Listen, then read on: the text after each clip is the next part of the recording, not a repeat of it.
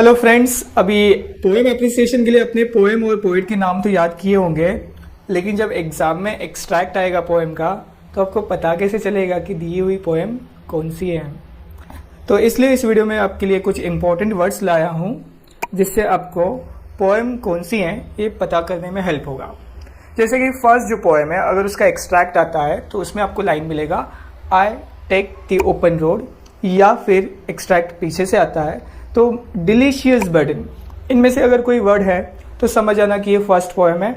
उस पोएम का नाम है song of the open road और पोएट है वॉल्ट विटमैन।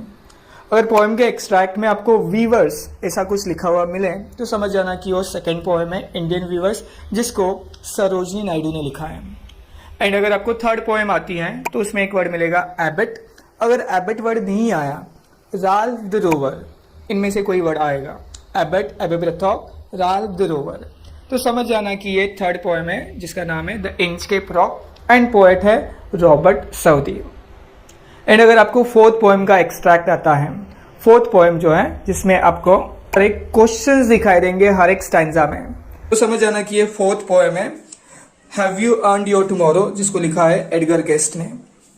और अगर फिफ्थ पोएम का एक्सट्रैक्ट आता है तो आपको पोएम में father returning home, late evening train, या फिर लिसनिंग स्टैटिक, ये कुछ वर्ड्स से हम आइडेंटिफाई कर पाएंगे कि ये फादर रिटर्निंग होम पोएम है और जिसको लिखा है दिलीप चित्रे ने।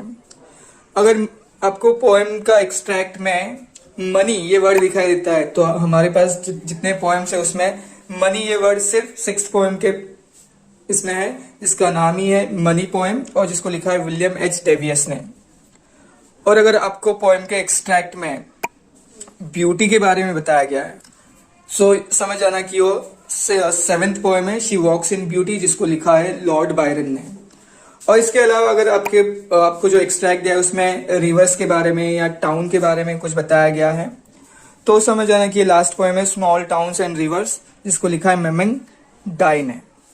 एंड यहाँ पे लास्ट में जाते जाते मैं आपको और एक इंपॉर्टेंट चीज बता देता हूँ कि अभी तक बोर्ड के 3 क्वेश्चन पेपर्स हो चुके हैं जिसमें से इन पोएम्स के ऊपर एप्रिसिएशन पूछा गया है और इन पोएम के ऊपर पैसेज क्वेश्चंस दिए गए, यानी कि ये पोएम्स पैसेज के लिए आए हैं। तो अभी आप डिसाइड कर सकते हो कि इनमें से कौन सी पोएम आ सकती है। और इसी के साथ साथ और लास्ट में आपको ये भी बता दूं कि रिसेंटली महाराष्ट्र बोर्ड ने एक क्वेश्चन बैंक रिलीज किया है जिसमें जो लेसन्स ओमिट किए गए थे या जो पोएम्स ओमिट किए गए थे उन लेसन्स के उन पोएम्स के आपको पैसेज क्वेश्चंस दिए गए।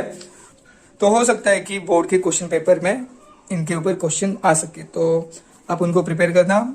All the best. और कोई डाउट्स है तो प्लीज कमेंट सेक्शन में पूछना।